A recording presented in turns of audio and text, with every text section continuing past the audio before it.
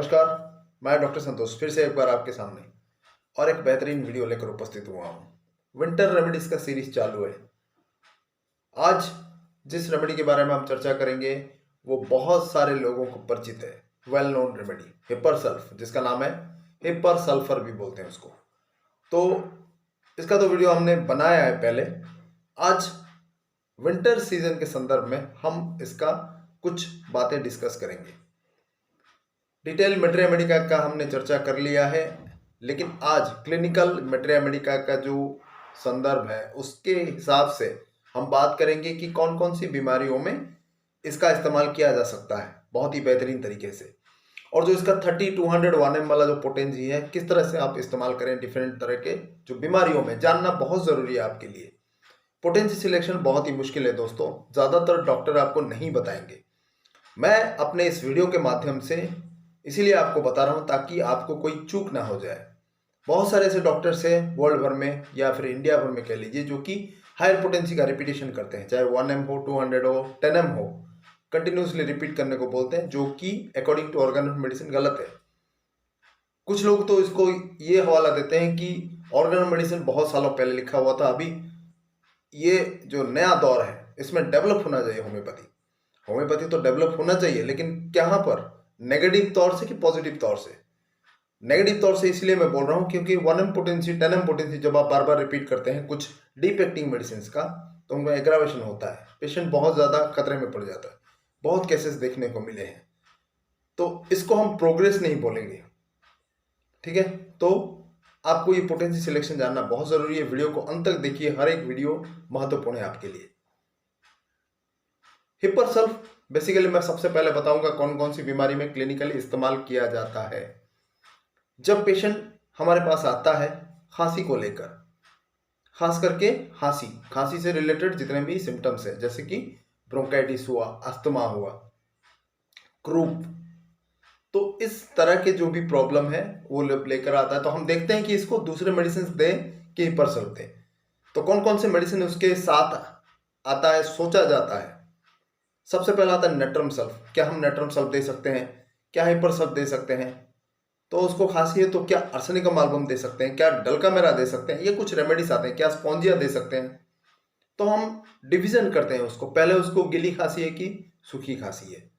अगर सूखी खांसी उसको है तो कैटेगरी अलग हो जाएगा, ब्रायोनिया, स्पॉन्जिया, ड्रोसेरा, रूमैक्स, उस कैटेगरी का आ जाएगा। जब उसको गीली खांसी है तो एंटिमटाड, हिपर सल्फ, नेट्रम सल्फ, डल्कामेरा, ये सब कैटेगरी का आएगा।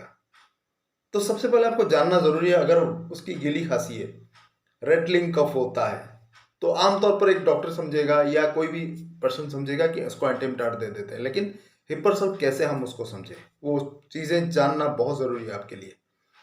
मैं दोस्तों वो चीज़ें आपको टू द पॉइंट बता रहा हूँ जो आपको कहीं पर नहीं मिलेगा, इसीलिए ध्यान से सुनिए और एक एक चीज़ को हो सके तो नोट कर लेना।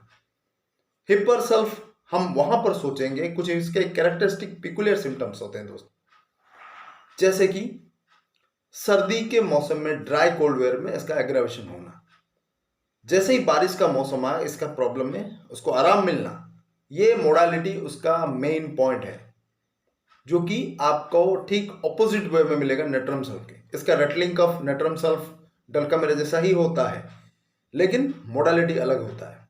नेट्रम सल्फ और डल्कामेरा में वेट सीजन में उसका प्रॉब्लम बढ़ जाता है, बारिश के मौसम में, नमी के मौसम में, लेकिन यहाँ पर उसको हिपर सल्फ में आराम मिलता है। ड्राई वेयर में, जैसे कि एकोनाइट के जैसा सिमिलरिटी है, हिपर सल्फ में भी सर्दी के मौसम में उसका प्रॉब्लम बढ़ जाता है। खांसी, ब्रोंकाइटिस, अस्थमा, तमाम चीज़ें बढ़ जाता है। विजिंग भी होता है उसको, जैसे कि आपको आर्सेनिकम एल्बम में भी मिलेगा। एंजाइटी होता है, विजिंग होता है, सो नहीं पाता। लेकिन यहाँ पर भी दो डिफरेंस है, आप याद रख लेना। आर्सेनिकम एल्बम का जो अस्थमा है, ब्रोंकाइटिस है, वहां पर उसका जो छाती में ब्रेथलेसनेस है, वो सामने की तरफ अगर झुक के रहेगा तो उसको आराम मिलेगा। टेबल पर या कहीं पर भी अगर ऐसे सर रख के ऐसे सोएगा सामने की तरफ करके तो उसको आराम मिलेगा।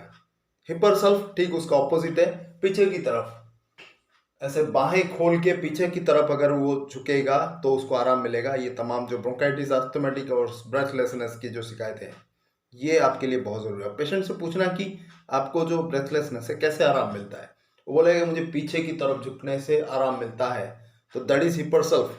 यहाँ से तय हो जाता है, फाइनल, फुल एंड फाइनल।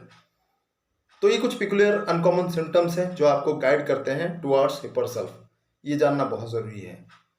ठीक उसी तरह इसके जो और एक इम्पॉर्टेंट क्लिनिकली हम यूज़ करते हैं वो है स्वोलन टॉन्सिल्स, टॉन्सिलाइटिस में, या फिर हाइपरट्रॉपी ऑफ टॉन्सिल्स बोलते हैं, टॉन्सिल का बढ़ जाना, ग्लैंड्स का बढ़ जाना ठंडे के मौसम में, विंटर सीजन में, वहाँ पर भी इसका इस्तेमाल होता है और बहुत बढ़िया इसका रिजल्ट क्योर की तरफ ले जा, क्योंकि ये एक डीप एक्टिंग पॉलीक्रिस्ट रेमेडी है। जैसे आपको कैल्केरिया कार्ब और रिपर सल्फर के बीच में ये मिलेगा। कुछ लक्षण इसके कैल्केरिया कार्ब के भी होते हैं, कुछ सल्फर के भी मिलेंगे, तो उनके समसामयिक रूप में इसको देखा जाता है। तो इम्पोर्टेंट डिजीज की तो हमने बात कर ली, अब पोटेंसी की भी बात कर लेते हैं। सबसे पहले कुछ जो एक्यूट कंडीशन है, खांसी वगैरह, ब्रोंकाइटिस, अस्थमा, यहाँ पर 30 पोटेंसी से हम शुरुआत कर सकते हैं। बच्चों में 30 पोटेंसी आमतौर पर दिया जाता है, फिर 200 का सिंगल डोज या 2 डोज दे सकते हैं। सर्दी के मौसम में इन चीज़ों के अलावा कुछ स्किन केसेस में भी दिया जाता है। मैं वहाँ पर यहाँ पर जिक्र इसीलिए नहीं कर रहा हूँ क्योंकि बहुत ही खतरनाक होता है स्किन केसेस में। बहुत बार हमने झेला है एग्रावेशन, थोड़ा सा भी इधर उधर हो गया, प्रॉपर डॉक्टर की सलाह के बिना आपने ले लिया 200 का एक या एक डोज के बाद दूसरे डोज आपने ले लिया, स्किन में पूरे शरीर भर फैल जाएगा, तो उसको रिस्क ना लें, इसलिए मैं उसको ओमिट कर रहा हूँ। वो चीज़ें सिम्टम्स मैं यहाँ पर नहीं बोल रहा हूँ, लेकिन विंटर में स्किन के लिए भी बहुत ही बढ़िया कारगर है।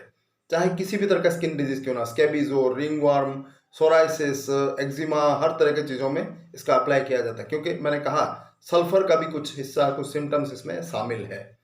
तो स्किन का जो भी आप ट्रीटमेंट करें हिपर सेल्फ के साथ, जैसे ही सल्फर से खतरा रहता है, हिपर सेल्फ में भी इक्वली खतरा रहता है, तो इसका बिना डॉक्टर की सलाह से इस्तेमाल ना करें, पछताना पड़ेगा आपको।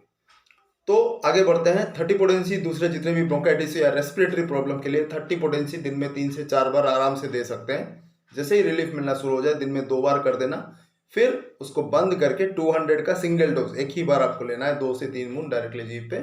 30 का भी 3-4 बूंद आप डायरेक्टली जीभ पे ले सकते हैं, अगर कड़ा लगे तो 1 चम्मच पानी में ले सकते हैं।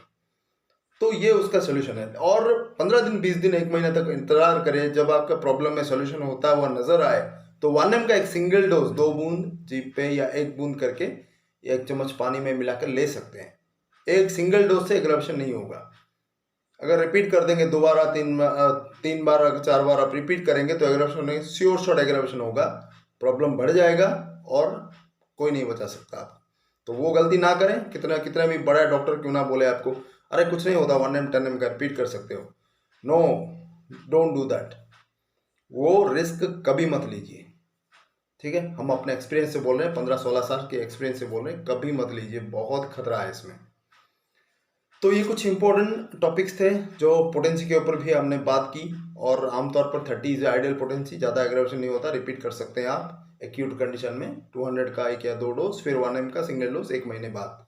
ये आप गांठ बांध के रख लीजिए इस चीज़ को। तो ऐसे ही बेहतरीन वीडियोस आने वाले दिनों में ज़रूर आपको देखने को मिलेंगे, और बहुत ही बेहतरीन सीरीज हम आने वाले दिनों में बनाने वाले हैं, तो ज़रूर आप बने रहिए इस चैनल के साथ। देखिए दोस्तों, बहुत सारे होम्योपैथी के चैनल्स हैं जो आपको सिर्फ बताएंगे इधर उधर घुमा फिरा के कुछ पेटेंट मेडिसिन, कुछ ये चीज़ें जो कि आपको इजीली अवेलेबल हो जाए दुकान में, पेटेंट मेडिसिन जो इजीली, मतलब कोई भी चलता फिरता इंसान या फिर कोई भी एक राह चलता हुआ इंसान आपको बता देगा, वो हम यहाँ पर नहीं बताने वाले। ऐसे बहुत सारे मिलेंगे। तो डॉक्टर में और एक कॉमन इंसान में फ़र्क क्या रह गया? तो वो पेटेंट मेडिसिन आमतौर पर हम नहीं करते, लेकिन कुछ केसेस में इस्तेमाल होता है। लेकिन ओरिजिनल जो होम्योपैथी है ना, उसका अगर आपको करना है तो सही तरीके से समझना पड़ेगा इसको। मेट्रिया मेडिका हो, ऑर्गेनो मेडिसिन, रिपर्टरी हो, सबको समझना पड़ेगा, और जो डायग्नोसिस का प्रोसेस है उसको भी समझना पड़ेगा, तभी जाकर प्रॉपर तरीके से इलाज हो पाएगा। तो ये था आज का वीडियो, और अगर अच्छा लगा तो ज़रूर अपने दोस्तों के साथ शेयर करिए, किसी की जान बचा सकते हैं आप, और होम्योपैथी का प्रचार और प्रसार हो सकता है। अगर आपने अभी तक सब्सक्राइब नहीं किया, मेरा जो पुराना चैनल ये है डॉक्टर संतोष कुमार पहाड़ी, और जो नया चैनल है डॉक्टर संतोष हेल्थ केयर इंटरनेशनल, दोनों को आज ही सब्सक्राइब कर लें, और जो बेल आइकन है ज़रूर क्लिक कर लें, ताकि जो भी नया वीडियो मैं अपलोड करूँ आप तक नोटिफिकेशन जरूर पहुँचे। बहुत बहुत धन्यवाद, नमस्कार।